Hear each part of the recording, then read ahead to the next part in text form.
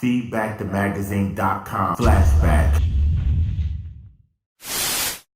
Philly native and industry mother Andrea Mayberry of Berry Enterprises and the mother of Empire star Brashear Gray held her first annual Moms Who Rock event to raise awareness for ADHD, women's health, and ending domestic violence, with a portion of all proceeds going to the Miss Berry Cares Foundation. FeedbackTheMagazine.com spoke to a couple of people before the affair.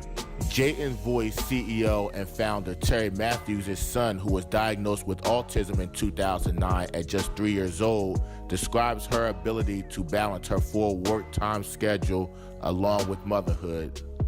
So I really don't think that it's a matter of balance. For me, it's more so a matter about prioritization, because when you have to prioritize things in your life, balance to me means all things are equal, and I don't think you can ever have things all equal. So I think there's a situation where you have to make certain decisions within your life of what comes first, what comes next. I think the number one thing that I have to make sure is primary in my life is God. So I feel like you can never do things all right all the time. So I try to put my best foot forward with being what God has called me to be, which is a wife, a mom, and a great business person. And I keep those things in that order, and I adjust myself according to what has the highest need, with an understanding of that I still have to do all things at the same time. Matthews, who flew in from North Carolina just a few hours before the event to receive the Sapphire Award, named after Andrea Mayberry's sister who succumbed to colon cancer. Terry is the first recipient of the award, in which she had no idea she was receiving. Miss Berry's event included a panel discussion that featured men and women from the professional arena who provided insight on the obstacles and hurdles that they had to overcome throughout their lives. On the Jayton's Voice website, under its mission statement, it says, quote, "Autism doesn't discriminate, neither should you." And Terry was asked about what sets her foundation apart from other autistic foundations. One, we care.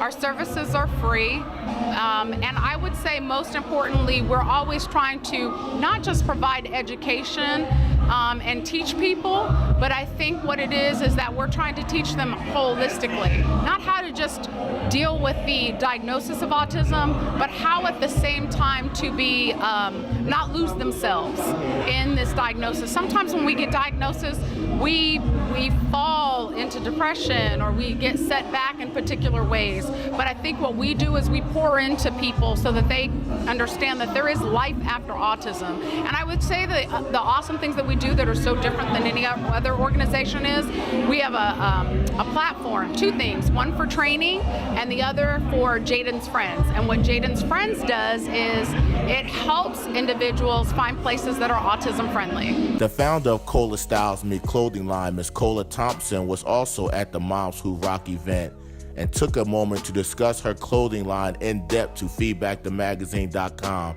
and how she got established. Cola Styles Me came from just a generation of being involved in fashion, my desire to, beautify every outfit that I ever wanted to wear, or helping people look beautiful. So after, years of just going to work, I just felt like it was imperative that I was able to launch my own dream before leaving this face of the earth. So I just wanted to put my craft and my creativity into something that I love, and that's fashion. And that's how I decided to birth Cola Styles Me. Cola was on hand to showcase her designs to potential customers and stated that prices varied based on product, but standard prices are usually between $55 and $65, and her overall goal is to become celebrated for her unique talent within the fashion community. My overall goal is just to bring just eclectic ideas, high-end fashion to your everyday woman, to be international, to become, eventually a well-known personal stylist, but just to bring beauty to women, to and boost their self-esteem with fashion. I don't have a primary age bracket, from a little girl to a grown woman, so it really doesn't matter. If you have the desire to look fabulous and you allow me, then I will make your dreams come true. Now, will it be fair to identify you as a clothing stylist? I won't necessarily say a stylist right now. I have a boutique. I said I have an eye for fashion, but people do contact me for styling events, and because I guess it goes with the name, Cola Styles Me. So in that terms, yes, I would be considered a stylist, but I just think I have a gift and an eye to create fashion.